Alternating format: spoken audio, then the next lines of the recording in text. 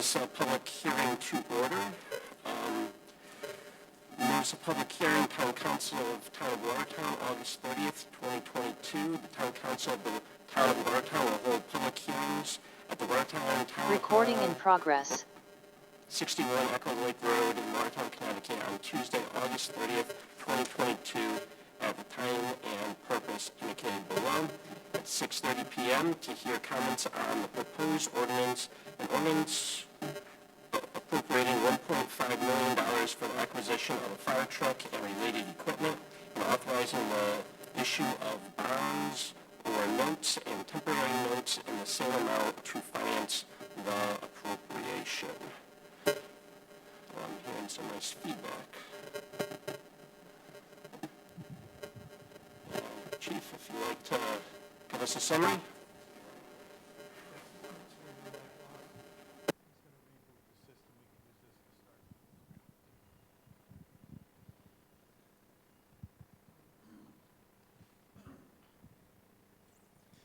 Good evening. My name is Dave Bromley, Fire Chief, Watertown. I'll start tonight by stating ladder 2, which is 30 years old, is what we're looking to replace. Since I've written this report, over the weekend we've had an issue with the ladder truck, and the current ladder truck is out of service. The ladder itself is leaking on the pistons for raising the ladder, and it's estimated $10,000 to $15,000 to repair it currently. So Watertown and Oakville is a mix of residential and commercial buildings, each of which provide unique challenges to the fire department. Buildings with different access restrictions, roads, driveways, and obstructions exist, as well as buildings with various heights, layouts, construction methods, wood, masonry, metal, etc. Buildings occupancy in our town included residential structures ranging in size up to several thousand square feet, along with commercial, industrial, municipal, academic, and religious buildings. The largest fire life safety hazards are residential properties, as well as the Taft School, a multi-tenant housing unit, as well as Greenbrier Apartments, Highgate condominiums, 4 large elderly housing projects, and several assisted living convalescent residences in town, as well as our 5 public schools and 2 parochial schools. The Watertown Fire Department responded to 2,989 emergency calls in fiscal year 21-22. These calls included everything from medical emergencies, car fires, building fires, brush fires, building alarms, hazardous materials and emergencies, rescues, and other emergencies.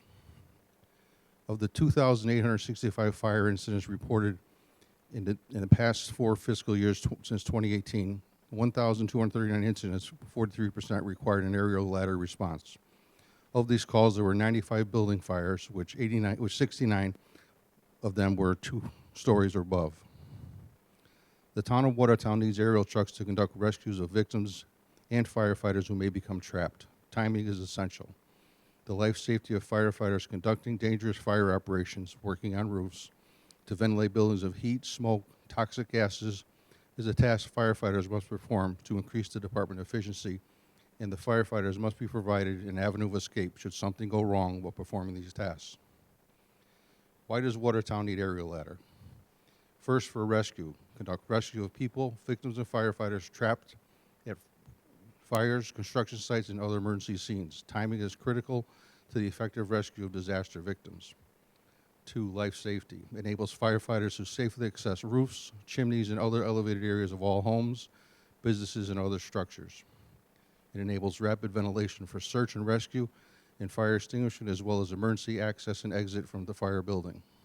An aerial ladder provides a safe working platform. It reduces injuries by providing quick and rapid ventilation. In most newer roofs is a truss type, which is lightweight and fails early in a fire.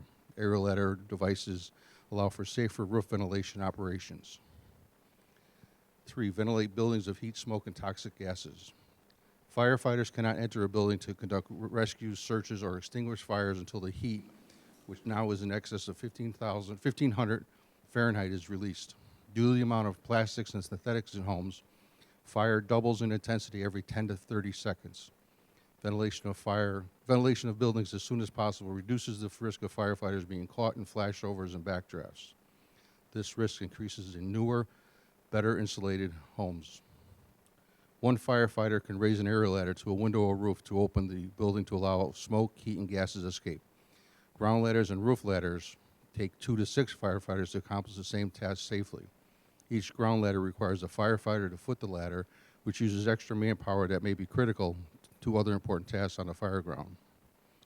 Fire suppression. The aerial ladder can be used for extinguishing fire and for limiting fire spread as the water supply is integrated into the ladder system. Limited manpower. Fireground service ground ladders are designed to carry a number of firefighters in full gear, hose, rescue equipment, and civilians being rescued. They are much bigger and heavier than commercial ladders and require 2 to 6 firefighters to carry and raise depending on their length. An aerial ladder, again, can be raised to a window or roof by one firefighter much faster than 2 to 6 firefighters can raise the ground or roof ladders. If upon arrival immediate rescues or ventilation is needed, 1 or 2 firefighters can accomplish this with an aerial ladder, while the other firefighters assist in rescue and provide water to begin holding the fire back. Without an aerial ladder, numerous firefighters may be tied up with raising and footing ground ladders because an aerial ladder can be quickly moved. It takes the place of multiple ground ladders. 6, can be used on all types of sizes of buildings. People often ask us, why do we need aerial ladders? How many buildings do we have that are that tall? The answer to that question is we do have some tall buildings, the Pin Shop, the Cement Company, and most importantly, Taft School, with its very high life safety hazard in the multi-story dormitories. But height is not the only determining factor to the need of aerial ladder trucks. It is reach and safety. An aerial ladder can be used at all types of heights of buildings. It provides a safe working platform for all buildings. Almost every structure fire we go to requires the use of these trucks. It can be a chimney fire at a one-story ranch-style home on a wintry day. Rather than expose our firefighters to the dangers of icy roofs and icy portable ground ladders, we are able to put them in a secure bucket of ladder tower 1 or the top of ladder 2 and get them to the top of the chimney where they can quickly and, more importantly, safely do their job and extinguish the fire. Or it may be an ice rescue on a frozen pond. Ladder 2 or tower 1 can be extended out across the ice to safely get to our rescuers, to the victims. These are just some examples of the numerous uses and necessities of aerial ladder trucks, not to mention the need to refill our breathing air bottles at many fires. Ladder 2 currently is a 110-foot ladder, which was purchased in 1992 for approximately $500,000. The truck carries numerous portable ground ladders, a very important SCBA breathing air filling station, and a large amount of tools needed for all types of rescues and fires. Ladder 2 is currently 30 years old. It weighs 68,000 pounds, or 34 tons, and it has performed extraordinarily well for the 30 years of service. But it is old and fatigued, and many of its very complex operating systems are beginning to set in. Mileage is not the problem. With the exception of the engine, the drivetrain is in good condition, but the operating features we depend on at an incident scene from beginning to fail, and the parts are becoming hard to get. The National Fire Protection Association recommends replacement of apparatus at 25 years old. In the past 2 fiscal years, the department spent $31,247 to repair the aerial ladders, hydraulic system, and engine ECM issues, which is the electronic computer module. And in the past 4 years, they spent $54,359. We continue to monitor the truck for intermittent electrical issues and hydraulic leaks, which we have another hydraulic leak. Tower 1, our 100-foot platform truck, was purchased in 2015. Some may question, do we need 2 aerial ladder trucks? The answer is absolutely. The life safety of those inside our burning building, both the victims and our firefighters, is the most important reason. The time it would take to get a mutual aid ladder truck from Watertown versus our immediate response with 2 aerials is most definitely a matter of life and death. Based on all of this, the volunteers of the fire department are asking the town to approve the funds to replace ladder 2. The estimates we have obtained indicate the new ladder 2 truck is expected to cost $1.5 million. Thank you. Thank you. Is there anyone from the public that would like to comment on this bonding package? Mal?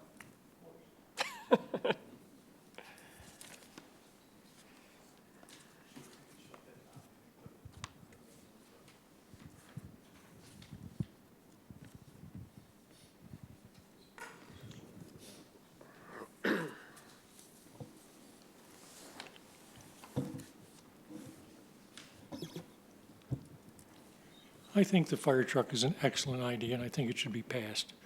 But I have more questions on the process more than anything else. I read the resolution, and of course I get questions when I read these resolutions. The first one is, it gives the, in section 4, it gives the town manager and the finance director complete authority in figuring out how much, when, where, who these bonds get issued. A lot of times the bonds are 20-year bonds, sometimes they're 25-year bonds, and maybe they could be 30-year bonds. And all that depends on the going rate of the percentages and things that work out. And I'm sure they'll do the best for the town that they can. But we do have a bonding limit, which is probably very similar to my credit card limit. I'm nowhere near the top of my credit card limit. But you guys are close to the top of the bonding limit. Now, we can change the bonding limit, okay, but that will have effects, like increasing the debt service amount,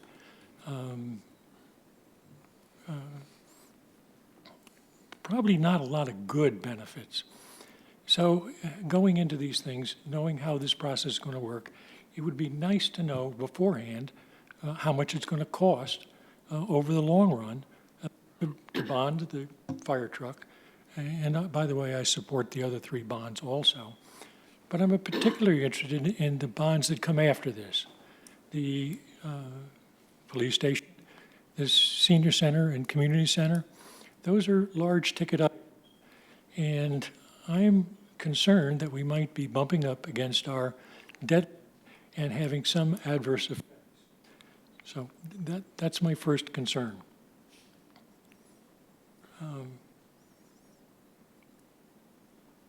The other one here, the law firm of Pullman and Comley will be the firm to do the bond stuff, I guess. How much do we pay them for this effort? Do we know? Or it's, this is not public participation? I'm sorry. I do not know offhand, but yes, there are bonding costs anytime we go out to bond. Are these the types of bonding costs that need to go out for bid waivers and things like that? No, not for professional services. Well, I would think if we're going to spend money there, we might want to consider other alternatives than just these people. I'm not sure why they're there. Have we used them before? Have they got a good reputation? I don't know these things. I'm hoping somebody does.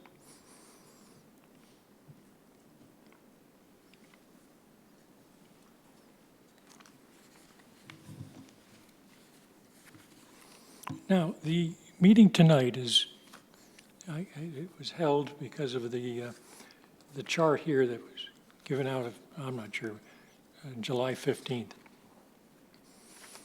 And it says, this meeting is held as it should, a day late, but it's in the time frame.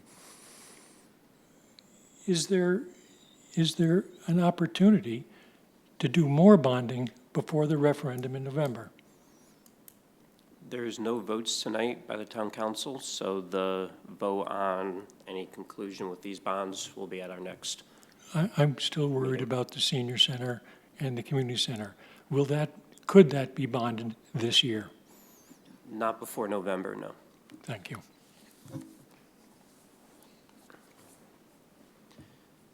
Anyone else from the public? Anyone from the town council? Microphone. Chief, could you tell us what will happen with the current ladder truck? We could put it out for sale, but it's not really worth a lot of money. You'd be lucky to get $25,000 to $30,000 for it once it's So you would keep it and use it as long as it had usable life? Like I said, right now, this current hydraulic system is leaking, and they can't extend the ladder. So we're looking at $10,000 to $15,000 to replace the cylinders for the ladder truck itself. Could be used for the equipment on it, but we just can't use the ladder. So what you're saying is you would retain it for as long as it We was, wanted it would be retired, okay. put up for else? All right, a real quick one, which is, and I think, Chief, you may have addressed this before, but we say here the estimates that we have obtained expected to cost 1.5 million.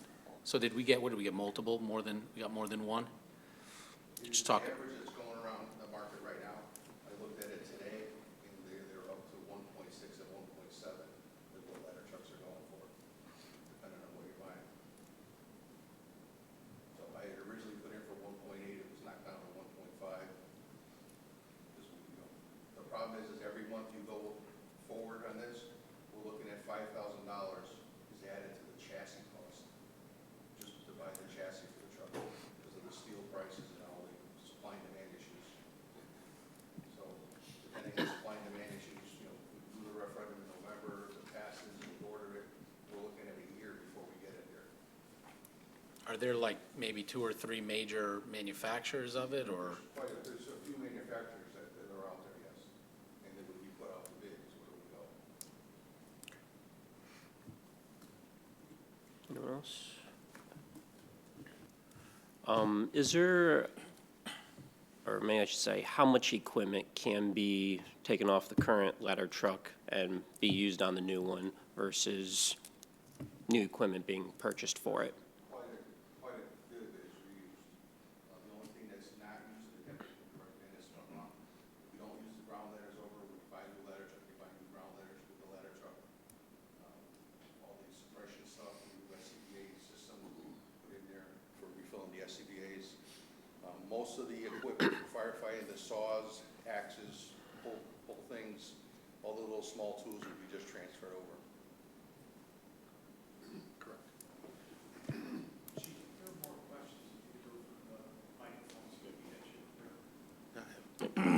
Chief, is there, for the chassis, is there a way for us to buy the chassis? Or are there several different chassis if you were to put it out to bid? Could we buy the chassis first and then put out to make the fire truck out of the chassis? Not really. You'd want to do it all as one package Okay. because of the building of the body of it.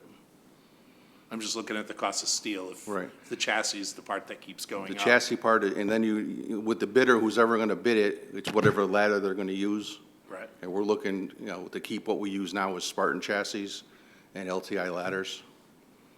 So and there's like 3 or 4 companies that are doing that package. Hopefully, they're still in business when we do this. There's a lot of companies that are going out of business, but with the steel prices that are happening and the cost of getting commodities and product, it's out of control. Thank you. Anyone else? Just one last question. Are we planning on getting one that's similar in size, 110 feet, I yes. believe? It's similar truck, same exact style truck, yes. Not bigger, not smaller? Not but- bigger, not smaller, no. Hearing and seeing no other comments, we will close this public hearing. Thank you. Thank you.